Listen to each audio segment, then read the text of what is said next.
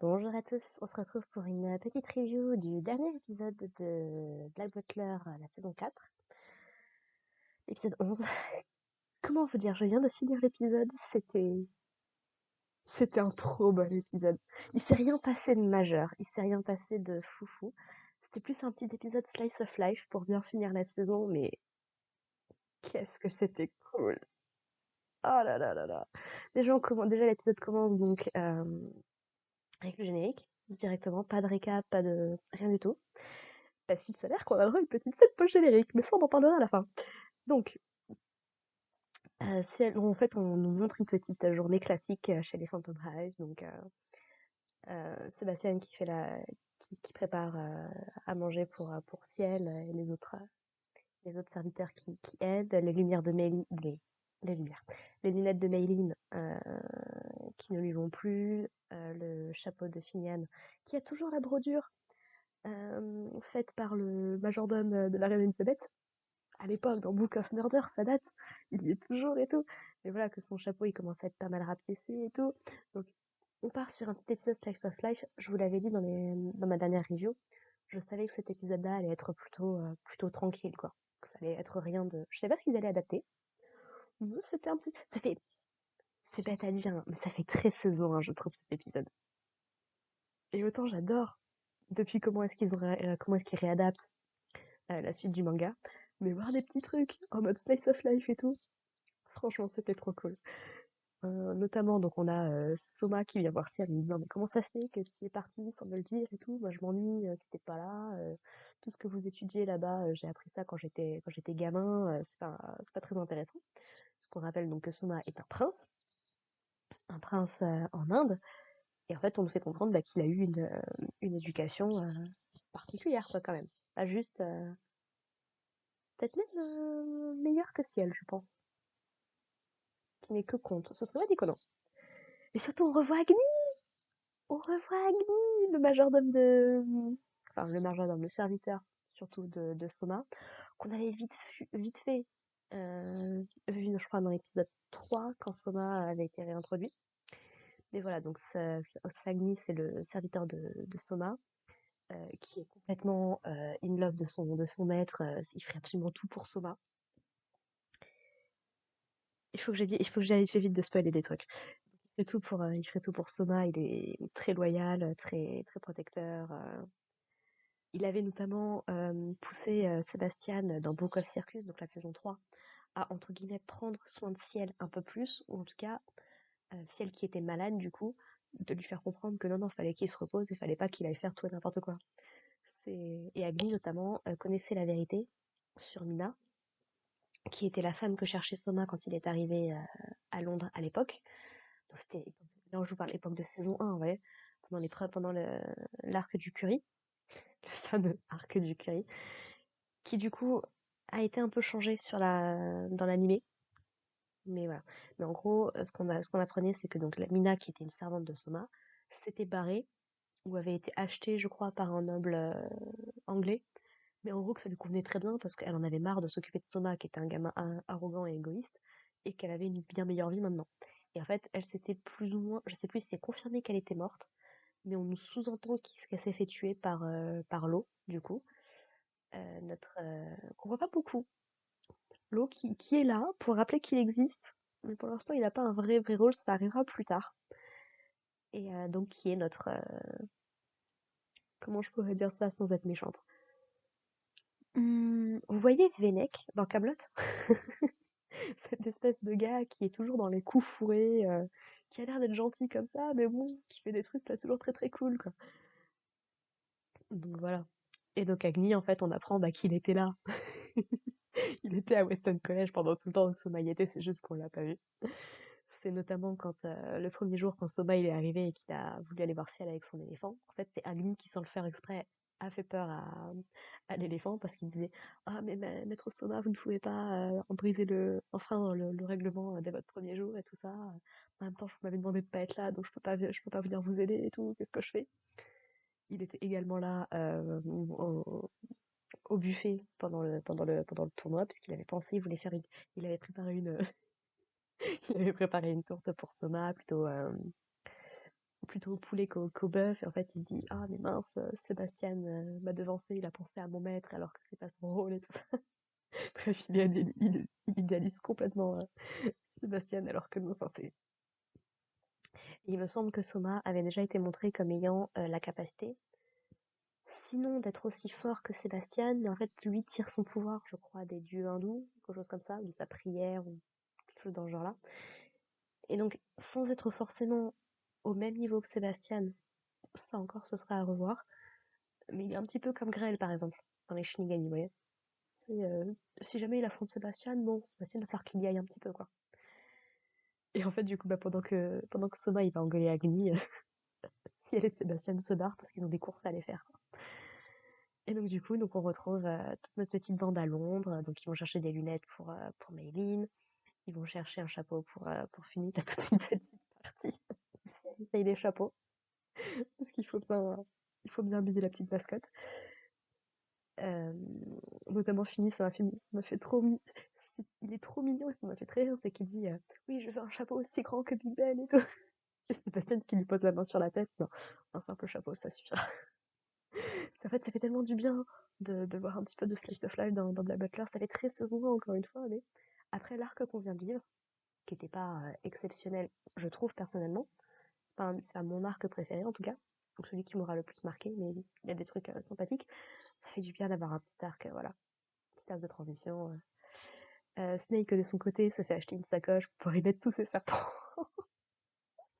J'ai vu qu'il arrivait un truc de sac et tout ça, je me suis dit, ouais, un sac pour Snake pour ses serpents.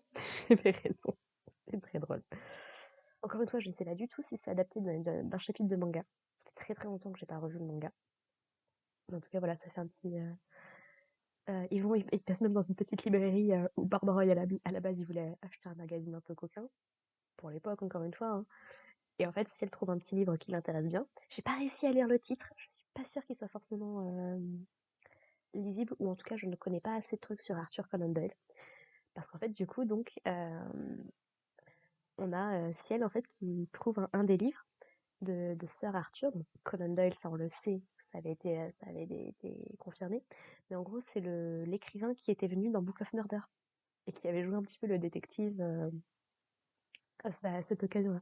Celle qui dit justement, oui, il devrait arrêter les romans historiques, il devrait plutôt se concentrer sur les policiers. Et il me semble que dans Book of Murder, il était sous-entendu en fait que c'était sa rencontre avec Sébastien et avec Ciel qui lui avait donné l'inspiration pour Sherlock. Enfin, ça fait plein. Je vous dis, ce dernier épisode fait énormément de références à d'anciens trucs. Et franchement, c'était cool. C'était vraiment très très cool. Et j'aime beaucoup parce que Tassia, au moment qui donne le livre à Sébastien, il dit, d'accord, donc vous êtes critique, mais vous allez l'acheter quand même. Tais-toi, ça fera passer le temps. C'est vraiment trop mignon, tout choupi. Et pendant qu'il visite un petit magasin de sucrerie, du coup, il achète des cigarettes en chocolat pour Badroy. Parce que du coup, Badroy fume. Si elle dit que oui, bah, ça va altérer son goût, ceci, cela, et puis comme il a rien eu, voilà, il fait un petit geste. C'est parti des petits moments où on voit que si il apprécie quand même ses serviteurs, malgré tout. Même si je me souviens dans le premier épisode de la saison 1, il balance une fléchette sur Si elle, c'est pas la personne qui va forcément te dire de vive voix qu'il t'aime, il va te le faire comprendre différemment, à sa manière. On passe un petit moment également avec dans un des bâtiments, je sais plus comment ça s'appelle, mais c'est un des bâtiments qui regroupe tout ce qui est de l'ordre de l'état civil à Londres. Donc les décès, les mariages, les trucs, les impôts, ce genre de choses. Et en fait, Sébastien est allé faire un petit peu de, comment dire, un petit peu de généalogie, un petit peu d'archéologie, de trucs comme ça. En fait, il a été faire analyser le collier qu'il avait récupéré d'Undertaker dans Book of Atlantic, qui est vaguement, dont on reparle vaguement dans cette saison, je crois, au tout début. Donc, quand Undertaker revient sur le tapis, bref, on en reparle un petit peu. Et alors, c'est peut-être ma faute. J'ai peut-être un petit peu confondu les trucs, mais du coup, on apprend. Si ça n'avait pas déjà été dit dans Book of Atlantic, ce qui m'étonne un petit peu, mais allez savoir. En fait, on apprend que donc ce sont les cheveux de certaines personnes. Il y en a 7, je crois. Ce sont les cheveux de 7 personnes avec la date de la mort, si je ne me trompe pas, le nom. mais également à l'arrière un espèce de petit poinçon de fabrication. Voilà, pour pouvoir retrouver le truc, j'imagine. Et on apprend du coup que parmi les personnes que Undertaker garde entre guillemets près de lui, ben, en fait il y a Claudia Phantom Hive qui est la grand-mère de Ciel, donc la mère de son père et de sa tante, je suppose. Et donc voilà, intéressant. Donc on se dit, ah bah tiens, donc Undertaker, ça fait très longtemps qu'il a des liens avec la famille Phantom Hive, et on se souvient qu'on l'avait déjà vu à l'époque où c'était Vincent, donc le père de Ciel, qui dirigeait la famille et les opérations en souterrain. Donc ouais, Undertaker, il a l'air de s'intéresser à la famille de Ciel depuis un sacré moment.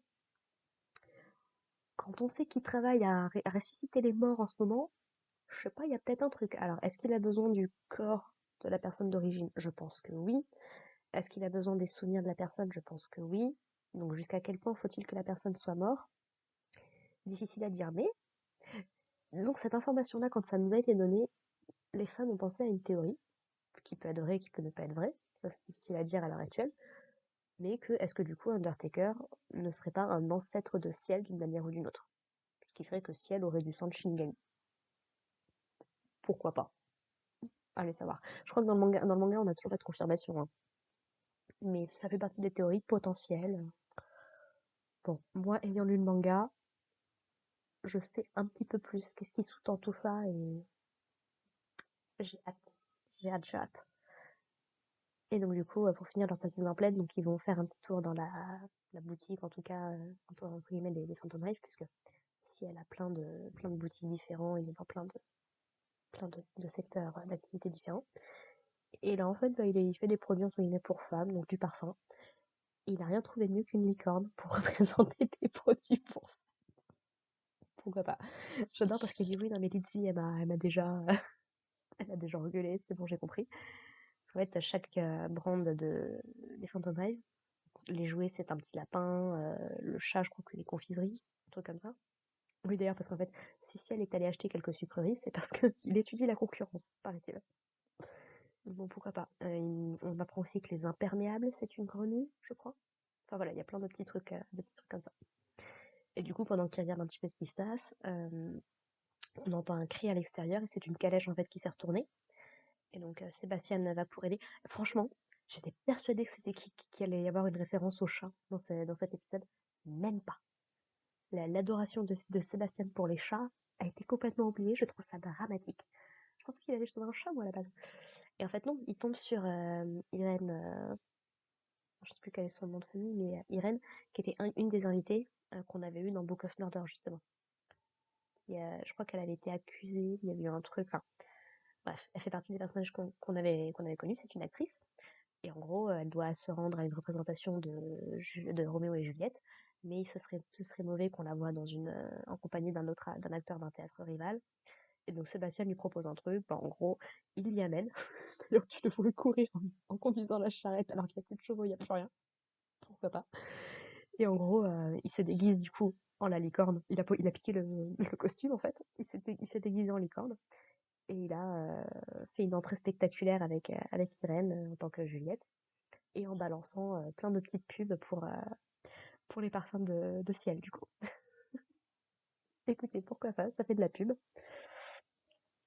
Il dit oui, non mais si je ne serais pas un majordome de la famille Fantomai, si je ne savais pas utiliser toutes les opportunités qui se présentent, quoi, pour faire grimper les ventes et tout. Pourquoi pas, c'est mignon. Et si elle, du coup, de nous dire après coup. Et donc, du coup, j'ai décidé d'utiliser une collaboration avec Irène pour promouvoir le produit. Sébastien qui dit bravo, mon jeune maître, votre avidité n'a pas d'égal. Voilà, c'était vraiment un petit épisode super sympathique, sans prise de tête et tout. Même si, je dois bien avouer, et ça j'ai adoré parce que je m'y attendais pas du tout, on a une référence à la saison 1. Si vous avez vu la saison 1, je pense que vous vous souvenez tous de l'espèce d'énorme pont qui était en construction et qui est tout un symbole de la fin de la saison 1.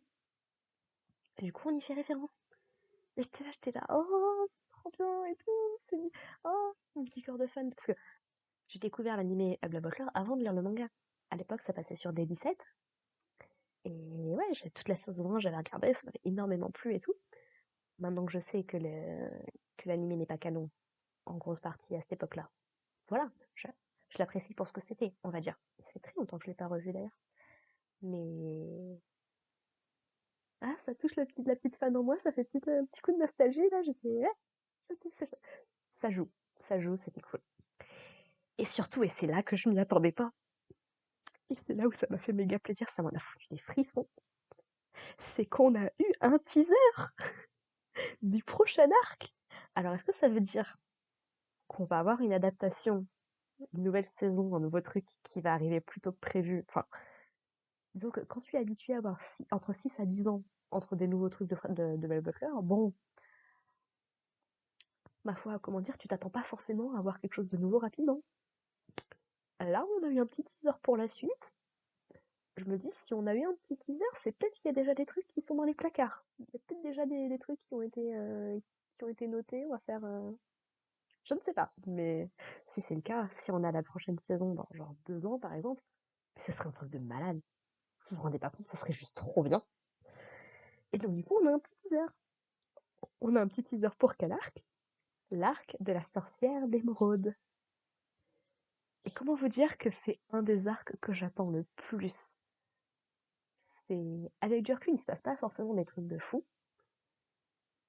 mais c'est au niveau du personnage de Ciel qu'il va y avoir du développement dans ce prochain arc.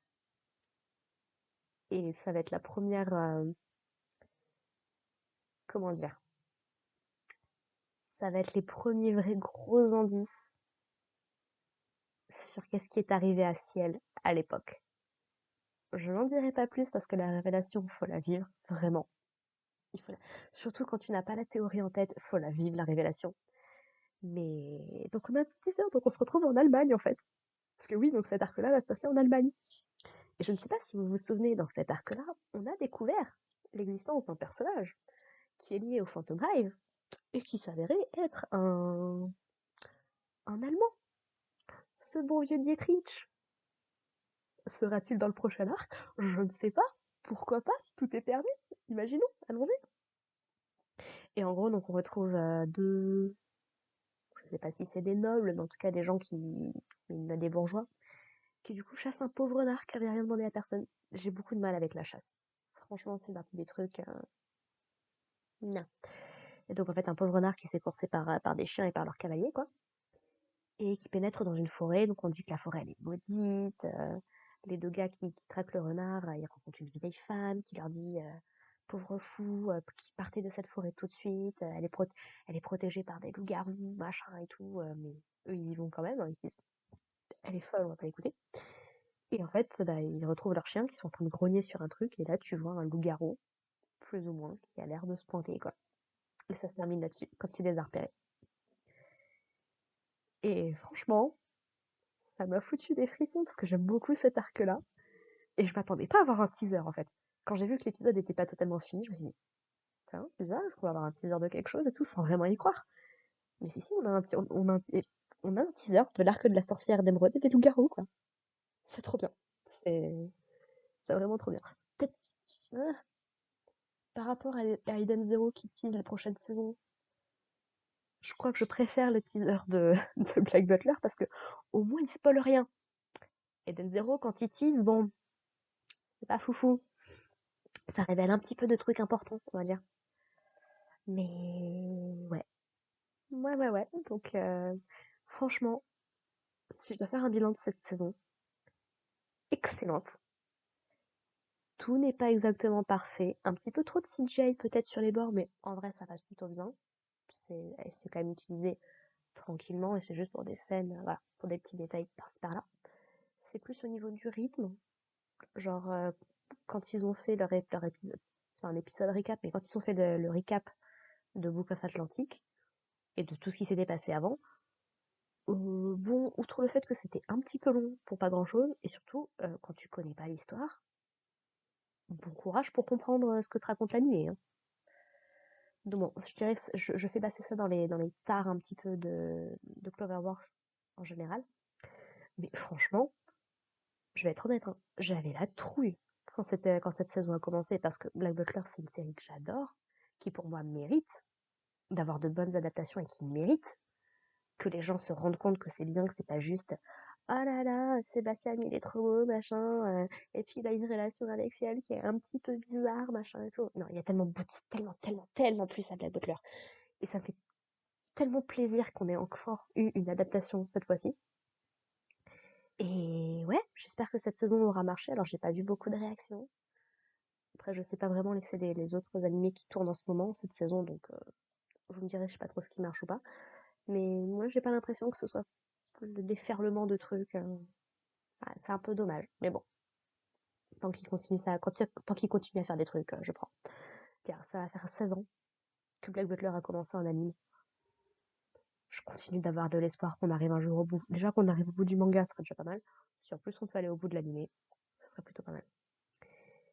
Et donc, ouais, franchement, je dois bien tirer mon chapeau à Cloverworks. Est-ce que, alors, est-ce que il fallait sacrifier The Promised Neverland pour avoir une bonne saison de Black Butler? Bon, je sais que clairement j'ai plus d'appréciation pour Black Butler. J'aime beaucoup The Promised Neverland, surtout le manga.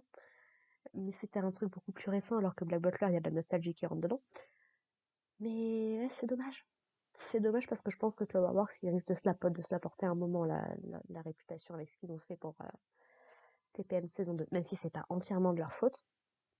C'est tout des délires avec les studios et autres. Mais, bah, ma foi, s'il fallait sacrifier Black Promised Neverland, un mal pour un bien, dira-t-on. Je suis trop contente qu'on ait eu cette saison. Et franchement, ça me... Mais là, c'est super triste parce que Eden Zero se termine la semaine prochaine. Black Butler vient de se terminer. J'ai également fini Waku. Qu'est-ce que vous voulez que je regarde maintenant? Bon, il y a Fortnite aussi Apocalypse avec son opening génial. Et je compte me remettre un petit peu à Wings Club, je pense. Mais quand même, c'est dommage. Mais bon, voilà. Donc, un très bon épisode, une très bonne saison. Et franchement, si vous n'avez pas regardé, je vous recommande vraiment. Ça vaut le coup. Et puis, bah, en espérant ne pas attendre 10 ans pour la suite. Allez, les gens, portez-vous bien. Bye.